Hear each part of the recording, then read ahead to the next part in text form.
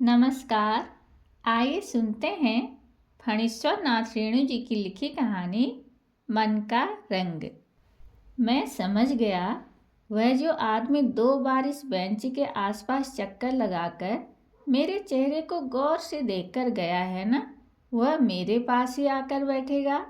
बैठने से पहले मध्यम आवाज में कपट विनय भरे शब्दों में मुझे जरा सा खिसक जाने को यानी तनिक डोल जाने को कहेगा।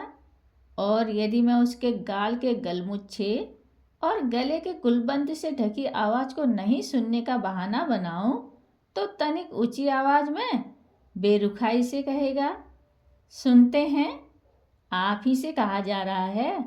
हाँ हाँ, मुझे नहीं तो और किससे कहेंगे।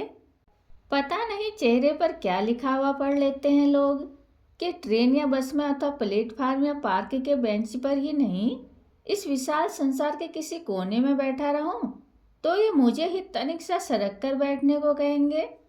पास में जगह नहीं हो तो मेरी ही गठरी पर बैठते हुए मुझसे पूछेंगे, इसमें टूटने वाला कोई सामान तो नहीं है। मैं कितना ही अखबार पढ़ने में तल्लीन होने की मुद्रा बनाऊं, चेहरे पर नहीं सारे शरीर पर गूढ़ गंभीरता का लबादा ओढ़कर भारी बनना चाहूं, मगर उनकी आंखों ने मुझे पहले ही पासंग सहित तोल लिया है।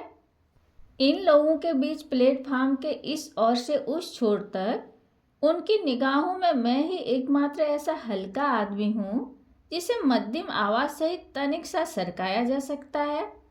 बगल में बैठने वाले इन अनचाहे बगलगीरों के अलावा खड़े होकर तमाशा देखने वाले तमाशबीन में भी ऐसे लोग रहते हैं जो मुझे ही खोजते रहते हैं। लॉन में कोई बड़ी सभा हो या फुटपाथ पर होने वाला मदारी का खेल, ये मुझे वहाँ पा लेते हैं और ठीक मेरे सामने आकर खड़े हो जाते हैं। मेरे दृष्टिपय को उनका मुंड पूरी तरह ढक लेता है। तब यदि मैं दाहिनी ओर सिर झुकाऊंगा तो वह मुंड भी दाहिनी झुकेगा और बाएं तो वह भी तत्काल उधर मुड़ जाएगा। इसके बाद सभा के सारे लोग नेताजी का भाषण उनके हाथ पांव मांजने के साथ देखेंगे सुनेंगे। मदारी के मजमे के लोग कबूतर गायब होने का तमाशा देखेंगे और मैं देखा करूंगा सिर्फ इनका मुंड। इसको पकड़कर आसपास के अन्य मुंडों से टकरा देने का जी बार बार करने के बावजूद वैसा नहीं कर पाता, और वैसा नहीं कर पाने का दुख आत्मग्लानि की उन अनुभूतियों के दंश से मन बस चिढ़ा रहता है। अपनी कायरता के लिए अपने आप को धिक्कारता रहता हूँ।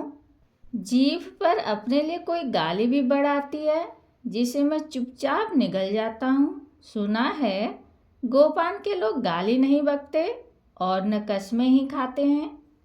वहाँ हाराकिरी यानी आत्महत्या करने का अचलन पनपा है।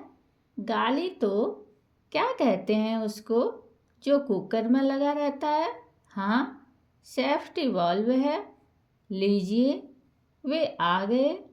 वे मुझे ही कह रहे हैं, तनिक डोलिएगा। सरकने या खिसकने के बदले डोलना शब्द का प्रयोग जिस पर इस तेवर के साथ कि अगर मैं नहीं डोलना चाहूँ अथवा डोलने में मुझे कोई कष्ट हो तो वे स्वयं मुझे डुला देंगे। मुझे डोलना नहीं पड़ा, आप बैठ गए हैं और अब मुझसे कुछ पूछना चाह रहे हैं। पता नहीं मेरे चेहरे पर क्या है कि लोग मुझसे ही दुनिया भर के सवाल करते हैं। मेरी विरक्त मुद्रा ने काम किया। उन्होंने कुछ पूछना चाहकर भी कुछ नहीं पूछा। मुझे संतोष हुआ, अपनी विरक्त मुद्रा को कारगर होते देखा। किंतु एक ही क्षण के बाद फिर दबदबाकर जी जल उठा। सामने बड़े बोर्ड पर एक रेलवे कर्मचारी का खूब बड़े बड़े अक्षरों में लिखा गया, 40 डाउन ट्रेन 3 घंटे लेट। एक हल्की सी चीख मेरे मुंह से निकल पड़ी। शायद बगलगीर जी बैठते ही ऊँघने लगे थे। मेरी अस्फुट चीख पर चिहुक कर जगते हुए बोले, क्या हुआ? देखता हूँ, सुनता हूँ। मेरे मुंह से ही नहीं, गाड़ी के लेट आने की सूचना पाकर सारे प्लेटफॉर्म के लोगों के मुंह से कुछ न कुछ भला बुरा निकल रहा है। बहुत देर से रुकी हुई भुनभुनाहट अचानक फिर शुरू हो गई। 3 घंटे लेट, अर्थात 10 3 13, 1 बजे रात में आएगी गाड़ी। ऐसा ही होता है। पता नहीं ऐसा क्यों होता है कि जब कभी मैं कहीं की यात्रा पर निकलता हूँ अथवा किसी को रिसीव और सी ऑफ करने के लिए स्टेशन आता हूँ तो गाड़ी लेट हो जाती है। मैं जानता था आज भी वही होगा, सो हुआ। इस चाय वाले को अब की डांट दूंगा अगर उसने मेरी ओर मुंह टेढ़ा कर उस तरह चाय चाय कहकर पुकारा तो। गाड़ी के 3 घंटा लेट आने की सूचना के साथ ही प्लेटफॉर्म के उस छोर से उसकी आवाज़ बुलंद हुई है जो क्रमशः निकट होती जा रही है। चाय चाय।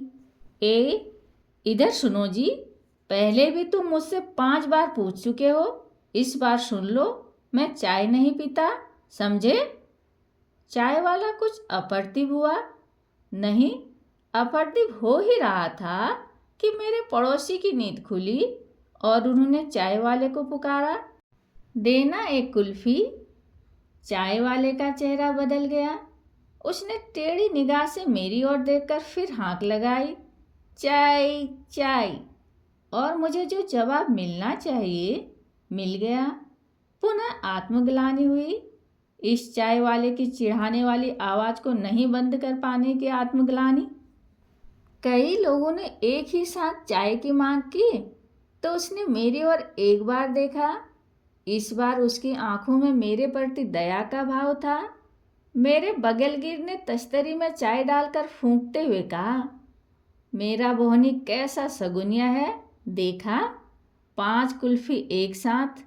फिर मेरी ओर मुखरित हुए, पीजिए ना आप भी एक कुल्फी, गाड़ी तो 3 घंटे लेट है।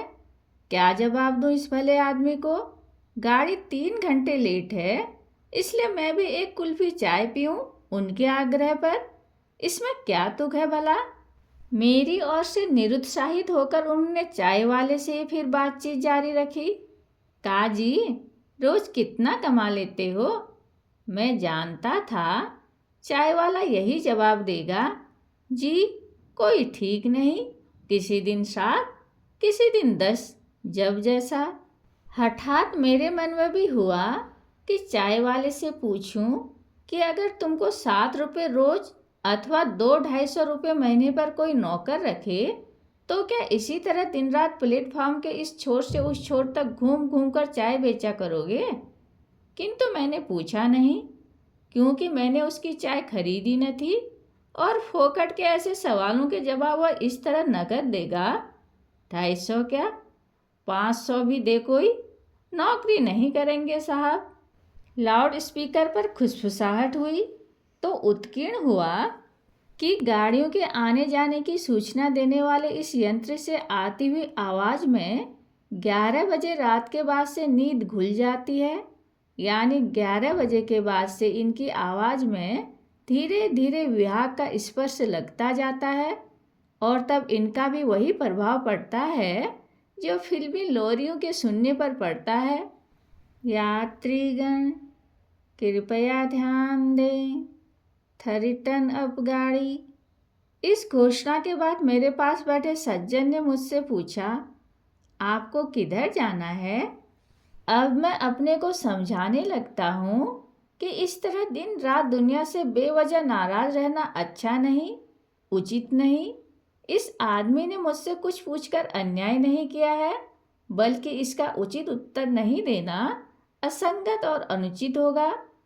और अंततः मैं अपने आप पर नाराज हो जाता हूँ, फिर अपने आप अपनी प्रतिरक्षा करने लगता हूँ।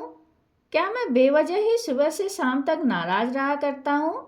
अपना गांव घर छोड़कर पराए नगर में आकर रहने को मजबूर आदमी भी कभी खुश रह सकता है क्या? किसी प्राइवेट कॉलेज का पार्ट टाइम प्राध्यापक भी कभी प्रसन्न रह सकता है? ठीक वही हुआ जो ऐसे मौक़ों पर संयोग से हुआ करता है। ऐसे तर्क वितर्क के क्षणों में ही कोई मेरी आंखों में उंगली डालकर इसी तरह जवाब दिखला देता है। सामने सोई हुई भिखारिन का छोटा सा शिशु बहुत देर से उठकर बैठा है और चुपचाप स्वयं ही किलकारियां लेकर प्रसन्न हो रहा है। भिखारिन हठात हड़बड़ाकर उठ बैठती है, फिर अपने प्रसन्न शिशु को मस्त होकर खेलते देखकर आह्लादित होती है, बच्चे को दुलारने लगती है। बबुआ, जाग गईल हो? आज बहुत सवेरे जगलन है हमारे बबुआ। फिर उसका हुलस कर बच्चे को छाती से लगाना। मेरा भी मन अजाने प्रसन्न होने लगा और अचानक ही योजन मन में विचार कौंधने लगे। जिस नगर में मैं रहता हूँ वह एक नया बसा हुआ नगर है। सड़क के दोनों ओर बनते हुए मकानों को देखकर नाराज होने के बदले इस नगर में आकर बस जाने वाले परिवारों का एक सर्वेक्षण प्रस्तुत करना उचित नहीं क्या? मेरे नगर में सैकड़ों में गौ बासिंदे गांव से आकर बसे हैं। सिर्फ 1% परिवार ही पैदाइशी शहरी हैं, मगर बाकी आबादी उसी 1% की नकल में दिन रात व्यस्त है।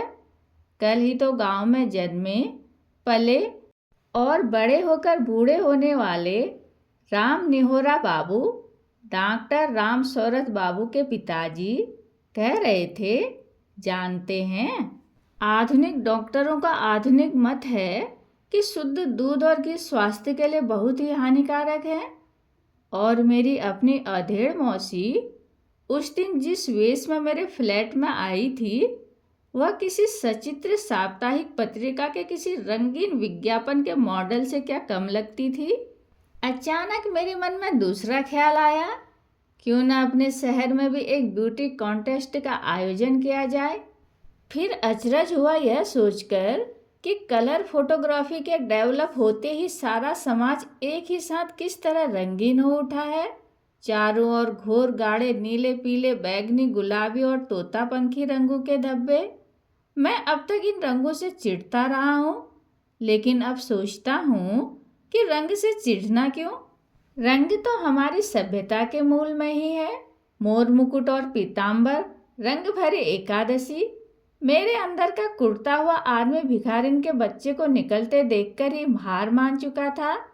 अब वे मुझ पर व्यंग कसने लगा, क्यों दुनिया रंगीन मालूम होने लगी? मैं उनको जवाब देता हूँ, क्यों नहीं मालूम होगी रंगीन दुनिया, जब यह सचमुच रंगीन है। 300 रुपये के बाउचर पर दस्तखत करके 150 रुपये माहवार 3 महीने के बाद पाता हूँ। तो क्या मुझे खुश रहने का अधिकार नहीं? मेरे बगलगिर की गर्दन नीच से झुकती हुई मेरे कंधे पर आ गई। मेरे अंदर का नाराज व्यक्ति होता तो तुरंत कंधा खींच लेता और उसका मुंड बेंच से खट आवाज के साथ टकरा जाता, किंतु मैं अब पूर्ण स्वस्थ हो गया हूँ। गाड़ी आने में अब बस आधा घंटा रह गया है। मैं अपने बगलगिर का सिर पकड़कर धीरे से जगा देता हूँ, फिर चाय वाले को पुकारता हूँ और बगलगिर के हाथ में एक कुल्फी थमाकर आग्रह करता हूँ, पीजिए, एक कप मैं भी पी लूँगा आज। कहानी सुनने के लिए धन्यवाद।